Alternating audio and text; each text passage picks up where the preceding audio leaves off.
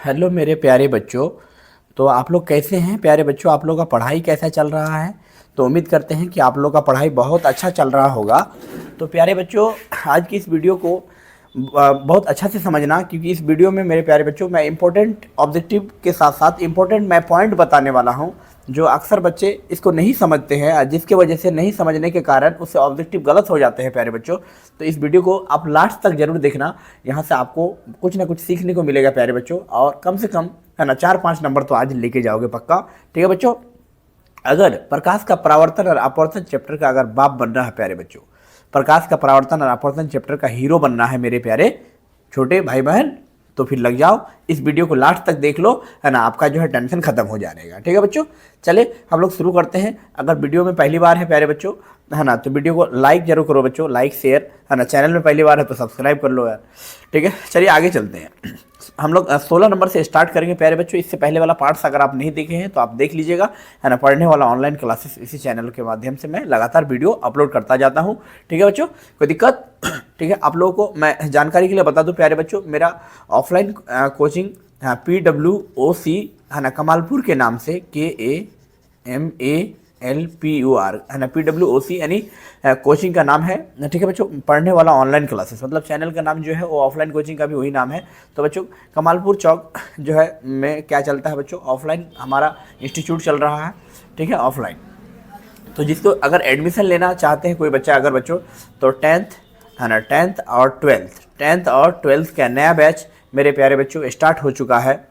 ठीक है ना, 5 जनवरी से ही स्टार्ट हो गया है प्यारे बच्चों। तो जिसको जिसको है ना एडमिशन करवाना है प्यारे बच्चों, है ना, इस नंबर पर कांटेक्ट कर सकते हैं 9262857768। ठीक है बच्चों, कोई दिक्कत यहाँ तक?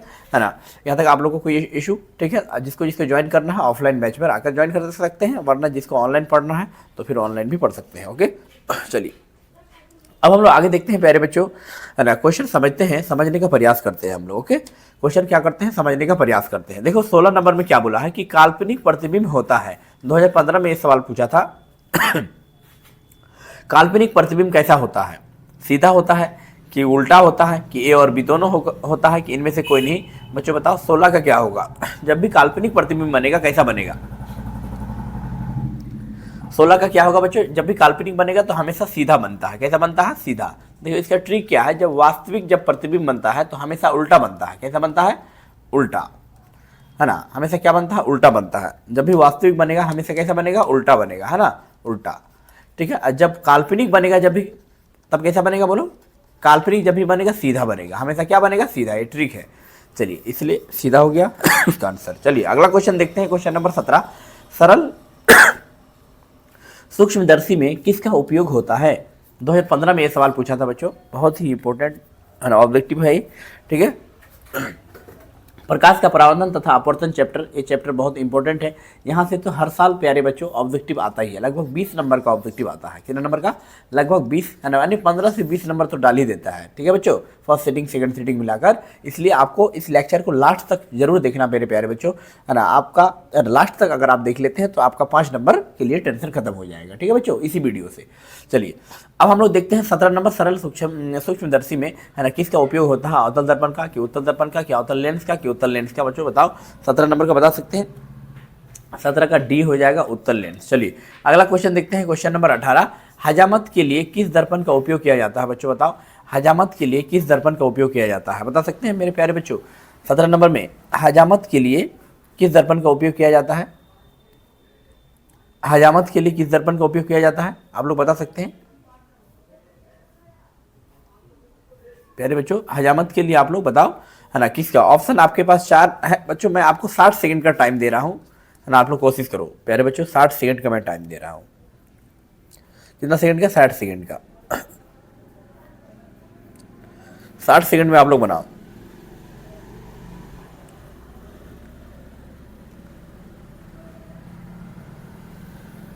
जल्दी जल्दी बोलो बच्चों, कमेंट बॉक्स में लिखो आप लोग।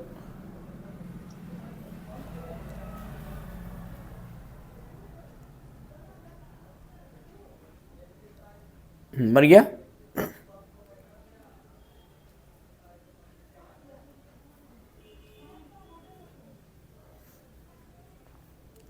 बन गया मेरे प्यारे बच्चों? यहाँ तक बन गया? कोई दिक्कत किसी को समझने में? चलिए चले,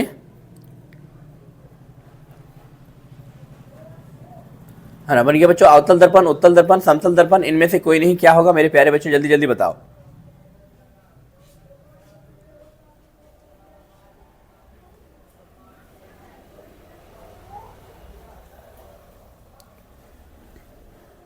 फटाफट बताओ मेरे प्यारे बच्चों, क्या होगा। हजामत के लिए किस दर्पण का उपयोग होता है। 2024 में और 17 में ये सवाल पूछा था, 24 में और 17 में। 24 में और कब पूछा था बच्चों बताओ, 24 और 17 में पूछा था, इसलिए इसको समझो मेरे सुगुनो। चले, चलिए ठीक है बच्चों। चलिए इसका आंसर क्या होगा बच्चों, 18 नंबर का आप लोग ऑप्शन बताए, ए बी सी डी लिखिए बच्चों 18 का। चलिए 18 का ए हो जाएगा, क्या हो जाएगा 18 का ए। चलिए अवतल दर्पण। अगला क्वेश्चन देखते हैं, क्वेश्चन नंबर 19। सर्च लाइट का परावर्तक सतह होता है। बच्चों सर्च लाइट का जो परावर्तक सतह होता है वो कैसा होता है, 2017 में पूछा था। उत्तल होता है कि अवतल होता है कि समतल होता है कि इनमें से कोई नहीं। सर्च लाइट का क्या होता है, 19 का पता बोलो बच्चों कमेंट बॉक्स में। 19 का क्या होगा, 19 का बच्चों है ना अवतल होगा, बी नंबर। चलिए अगला क्वेश्चन बढ़े।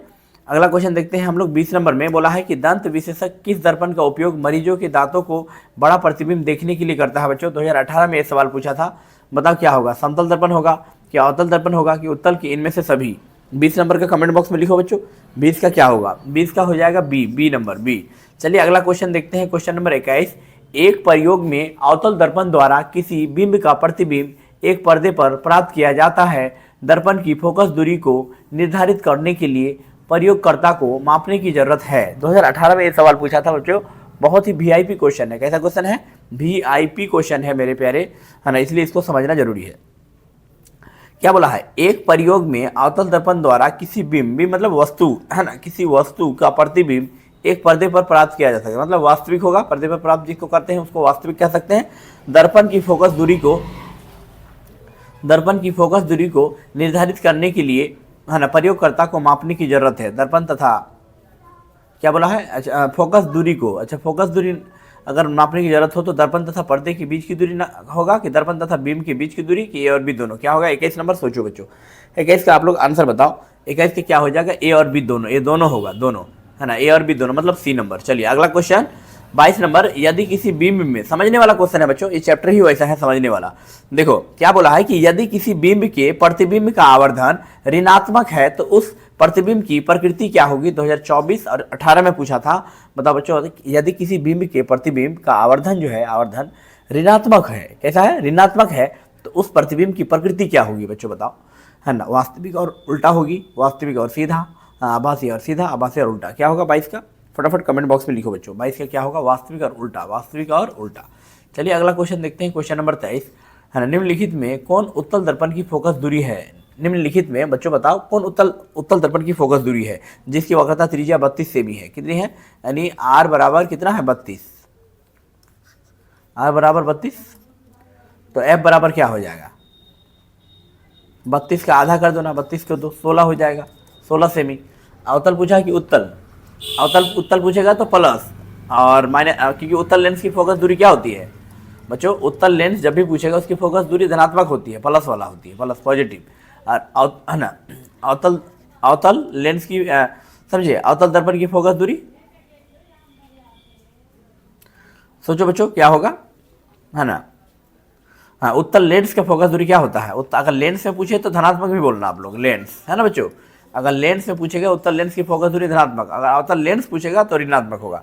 अगर अच्छा अगर उत्तल रहेगा तो पॉजिटिव होगा कि नेगेटिव, सोचो। 23 का बता सकते हैं बच्चों, 23 का क्या होगा, धनात्मक होगा, क्योंकि उत्तल पूछा है ना, उत्तल क्या होगा, धनात्मक होगा। उत्तल क्या होगा बच्चों, धनात्मक। उत्तल क्या होगा, धनात्मक। दर्पण पूछा है ना उत्तल, है ना, उत्तल दर्पण तो धनात्मक होगा, ए 16 होगा, 16, है ना, प्लस 16। चलिए अगला क्वेश्चन देखते हैं, क्वेश्चन नंबर 24। किस दर्पण का प्रयोग, है ना, उपयोग पश्चिम दृश्य में, यानी दर्पण या रियर व्यू मिरर के रूप में किया जाता है। 2019 में सवाल पूछा था बच्चों, उत्तल दर्पण कि अवतल दर्पण कि समतल दर्पण की कोई नहीं। 24 का बता सकते हैं बच्चों, 24 का क्या होगा, कमेंट बॉक्स में लिखो, 24 का ए नंबर होगा, ए नंबर उत्तल दर्पण। चलिए अगला क्वेश्चन देखते हैं, 25 नंबर। नई कार्तीय तल यानी परिपाठी न्यू कार्टेशियन साइन कन्वेंशन के अनुसार दर्पण के सामने रखे गए बिंब यानी वस्तु की दूरी ली जाती है। 2019 में सवाल पूछा था, धनात्मक होगा कि ऋणात्मक होगा कि और भी दोनों की, इनमें से कोई नहीं। 25 का बताओ बच्चों, 25 का क्या होगा?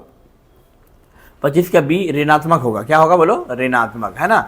चलिए अगला क्वेश्चन देखें, 26 नंबर कि निम्न में से किस दर्पण की फोकस दूरी धनात्मक होती है? बच्चों बताओ किस दर्पण की फोकस दूरी धनात्मक होती है? बता सकते हैं, कमेंट बॉक्स में लिखो आप लोग। ठीक है बच्चों, इस वीडियो को ज़्यादा से ज़्यादा आप लोग शेयर करो मेरे प्यारे बच्चों, और लास्ट में बच्चों लाइक करने भूल जाते हैं, बस एक लाइक जरूर कीजिए, है ना। ठीक है, 26 नंबर समझते हैं हम लोग। देखो 26 में क्या बोला है कि निम्न में से किस दर्पण की फोकस दूरी धनात्मक होती है? बच्चों बताओ, उत्तल दर्पण की फोकस दूरी धनात्मक होती है। उत्तल लेंस पूछे या दर्पण पूछे, सबका फोकस दूरी धनात्मक ही होता है। चलिए अगला क्वेश्चन हम लोग देखते हैं बच्चों, 27 नंबर, किस कार के अग्रदीप यानी हेडलाइट में प्रयुक्त दर्पण निम्नलिखित में कौन है? बच्चों किसी कार के, किसी भी कार हो सकता है, कोई भी कार, किसी कार के अग्रदीप में मतलब आगे प्रयुक्त दर्पण निम्नलिखित में से कौन है? बताओ निम्नलिखित में से कौन है? अवतल दर्पण, उत्तल दर्पण, समतल दर्पण, क्या होगा? 27 का बता सकते हैं हम लोग कमेंट बॉक्स में बच्चों। 27 का क्या होगा?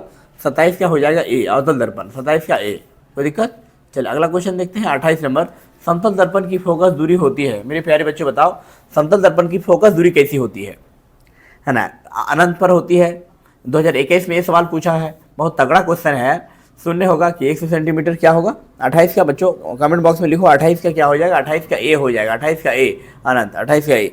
चलिए अगला क्वेश्चन देखते हैं, क्वेश्चन नंबर नेक्स्ट 29 नंबर, एक अवतल दर्पण के सामने वस्तु को कहाँ रखा जाए कि प्रतिबिंब उल्टा, वास्तविक और समान आकार का बने? कहाँ? सोचो कहाँ पर होना चाहिए? जो बना रहे हाँ सोचिए, यहाँ पर हम लोग सोचते हैं बच्चों, है ना, कि 29 नंबर में कि अवतल दर्पण के सामने वस्तु को कहाँ रखा जाए ताकि प्रतिबिंब उल्टा, वास्तविक और समान आकार का बने, है ना बच्चों। बताओ ध्रुव पर रखें, कि अनंत पर रखें, कि वक्रता केंद्र पर रखें, कि फोकस पर रखें? कहाँ रखना चाहिए बोलो? अवतल दर्पण के सामने यदि वस्तु को हम कहाँ रखा जाए कि प्रतिबिंब उल्टा भी बने, वास्तविक भी बने, और जब भी वास्तविक बनेगा भाई उल्टा तो बनबे करेगा, समान भी बने, आकार का समान आकार का बने। सोचो कहाँ पर? ध्रुव पर, अनंत पर, वक्रता केंद्र पर, फोकस पर। दिमाग लगाओ यार, है ना, इसमें सोचने वाला ही क्वेश्चन है। 29 का आप लोग कमेंट बॉक्स में ABC फटाफट बोलो, कमेंट बॉक्स में लिखो 29 का क्या हो जाएगा बच्चों? 29 का आंसर सी हो जाएगा। क्यों? क्योंकि सी ही एक ऐसा केंद्र है जहां पर हम सी पर रखते हैं तो वास्तविक भी बनता है, उल्टा भी बनता है और समान आकार का बनता है। चलिए अगला क्वेश्चन 30 नंबर बोला है कि दाढ़ी बनाने के लिए कौन सा दर्पण उपयुक्त होता है? बताओ 2011 में, 15 में, 18 में, 21 में, कितना रिपीट किया है इस क्वेश्चन को? देख रहे हैं, समतल दर्पण में, उत्तल दर्पण में, अवतल दर्पण में, कोई नहीं। बचाओ 30 का बचा सकते हो बच्चों? 30 का क्या होगा? 30 का प्यारे बच्चों 30 का सी हो जाएगा, अवतल दर्पण। क्या हो जाएगा? अवतल दर्पण। 30 का सी, अवतल दर्पण। ओके, 30 का क्या हो जाएगा? सी, अवतल दर्पण हो जाएगा मेरे प्यारे, है ना। 30 का क्या हो जाएगा? अवतल दर्पण। ओके, है ना, यहाँ तक कोई दिक्कत? तो बच्चों आशा करते हैं कि इस छोटी सी वीडियो के माध्यम से आपको कुछ ना कुछ सीखने को मिला होगा बच्चों। तो आज के इस वीडियो को मैं यहीं तक एंड करता हूँ, है ना, क्योंकि बच्चों ऑफलाइन के लिए बहुत सारा नोट्स वगैरह रेडी करना होता है, बहुत सारा काम हो जाता है ना, और फिर कोर्स रेडी करेंगे, कल के लिए PPT बनाएंगे, बहुत सारा काम हो जाता है। तो चलिए तब तक आप लोग सेल्फ स्टडी पर फोकस कीजिए, फिर हम लोग अगले क्लास में जरूर मिलेंगे बच्चों इस प्रकार से। ठीक है, आप लोग जो है प्यार देते रहिए और अपने दोस्त लोगों को बोलिए।